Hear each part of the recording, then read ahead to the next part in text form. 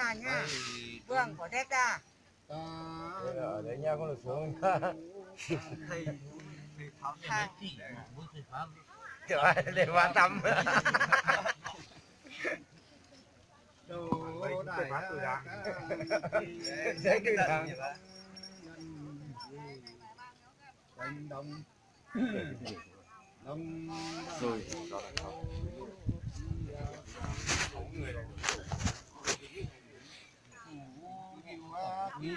to vốn trong chào để ra phải cắt vốn đâu to cao tí làm dễ dàng thôi nha bám dễ dàng thôi đùa bám dễ dàng thôi đổ thật đùa đây nhé ngăn tiêu thanh thổ đâu đâu đây sang sang sang điều tham đâu bắt đội hàng chi đại lũ bệnh gian gian nhắm luôn thần hồn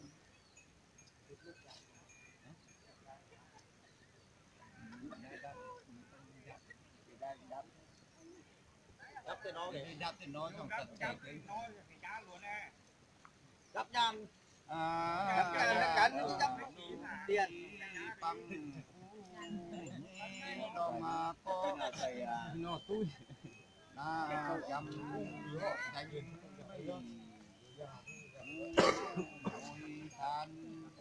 Tao lấy thôi. 3 tờ đứng trèo lên chỗ này kẹp đi kẹp từng ngón vào một tờ vào thằng kia nó có sẵn rồi nó cắt đẹp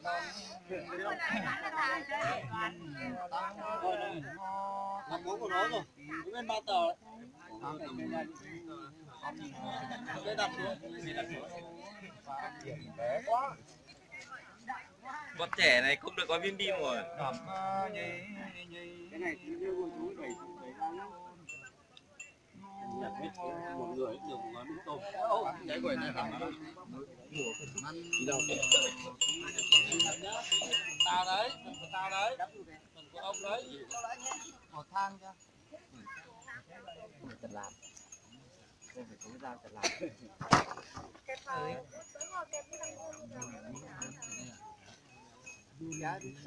Quản nó làm cái gì chậm thế em biết được. Nó còn đếm tiền. Đếm mà. Mày Mày làm mấy tờ trong mày kẹp vào đây. Đếm xem có đủ lon nữa.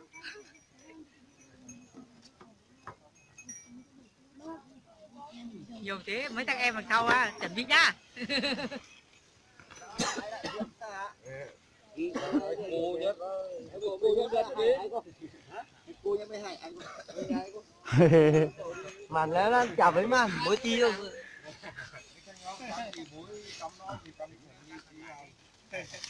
mới đi căn hối lộ tí mấy mà ai thầy cô với ai mà ai nhảy mất chi đi Chiếu kìa. sang giò đi mà Đoàn nó làm tốt như này. Mang để. Đừng chú ý. Làm ít như thằng Lâm kia còn đấy Sơn nhỉ.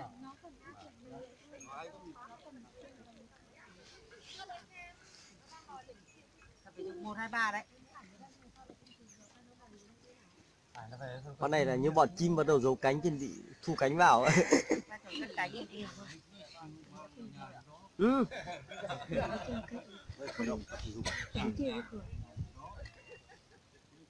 kéo cái đằng ấy kia kìa Vé nét đít lên váy lên. áo mà hối ấy Áo bạt áo kéo hết vào. Đằng sau kéo dùng thằng pít rơi đâu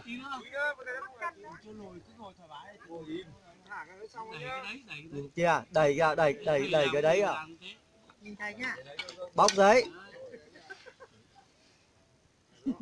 không biết tiếng dân tộc đéo đâu Phiên dịch Đã chết với thằng này.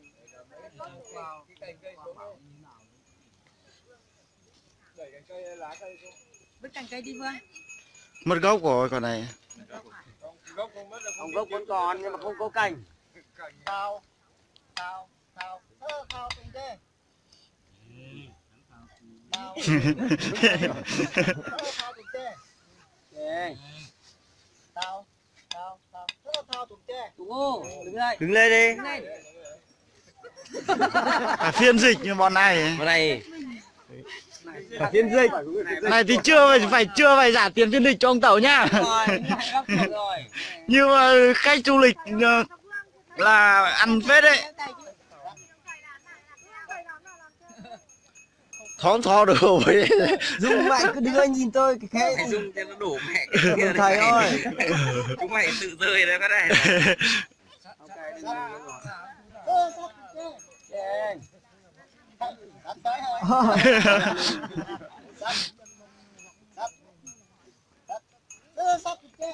Ô, ra bên này, bên phải.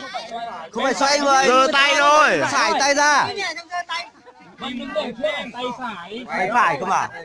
Rồi, quay mặt đằng trước này này. Một tay khép bụng này tí nữa lại giơ hai bắn rơi rồi sau lại tay kia lại ra.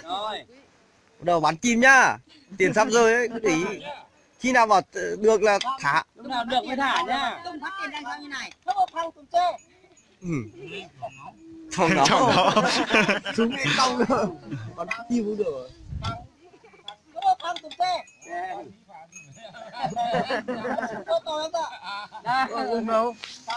Chuẩn bị vào chia lên.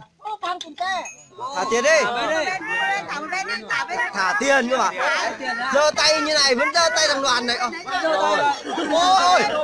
Nhảy cao. Thẳng cái nhái đấy. Đúng chưa? Tay mày đâu? Tay mày vừa có tiền đâu? Giơ lên đấy. Tí nữa lại thu vào vậy, tí nữa lại thả tay có tiền ra. Cái nhặt nhiều quá. Lắp tùm chê. Chạy đi rồi, chạy ơi. Sơn, thằng bá đấy. Bá mà. Đây là bá. Con bung à? Đưa cái tay ra, hai đằng kia cái tay với thằng Đoàn. Tay nào?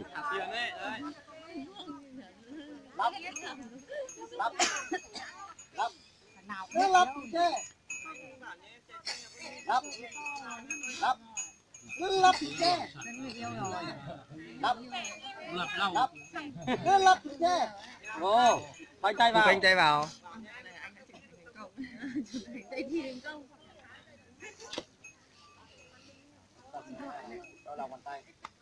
Rồi trong bàn tay. Sắp tìm Châu ơi, Châu biết đâu ra.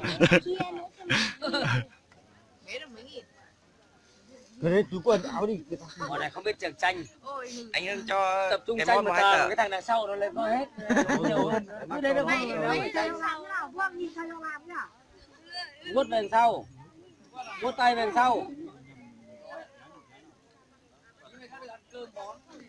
Thầy bón cho một miếng một gói. Tí đói nữa, tí vào ông thầy cho hẳn một gói. Đói ấy. Lùi lại, lùi ra đấy. Châu á. Vương ơi lùi ra bên này một tí Vương. Cháu lùi ra đây chung góc nhưng mà con lùi ra anh Đoàn. Châu đâu rồi? Ngon cứ vâng cái giật khả báu. Bảo ngon cô.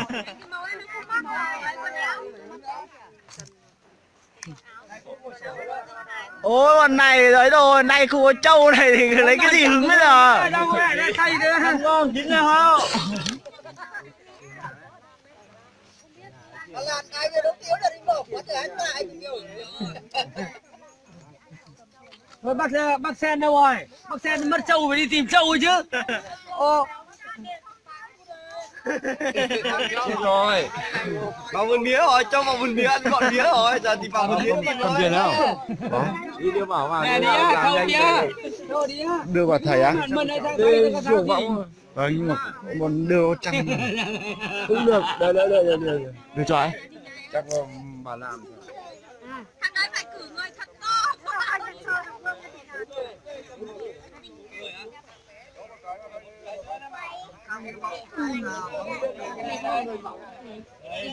Này chui vào trong kiểu kia chứ mới được 3 thằng, như vậy làm sao hứng được 3 thằng. Lịch dịch ra một này tí này, mỗi thằng dịch ra một tí, mỗi thằng dịch xa ra tí. Thằng bá dịch ra tí nữa. Thằng Đoàn dịch ra giữa này ấy cơ mà.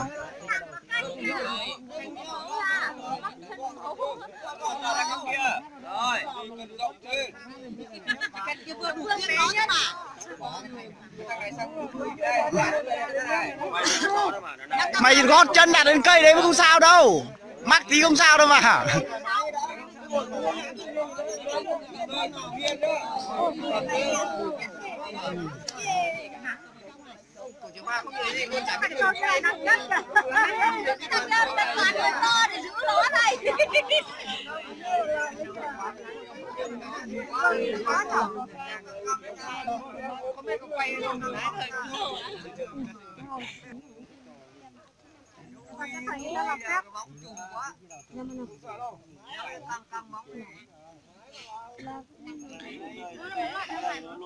Cái gì?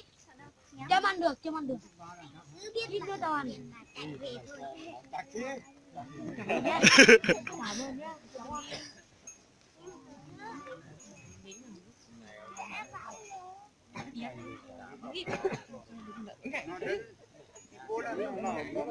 Em xuống dõng qua chiếu nha, ông ngồi đấy. Ui em.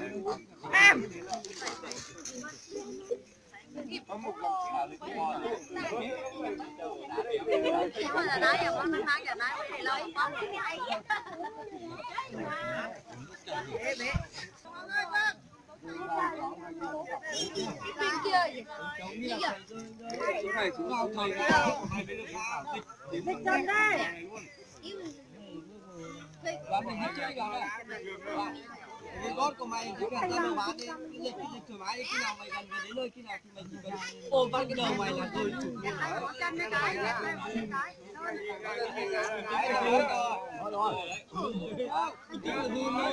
Nhìn thầy ngã ngửa, mày ngã ngửa theo nghe chưa? Cứ nào thầy ngã mới ngã, cứ thầy ngã ngửa là cứ ngã ngửa thôi.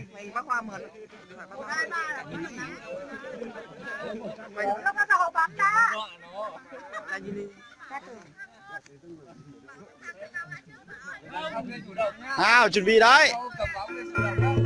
Ngã ngửa đi, ngửa hết đi.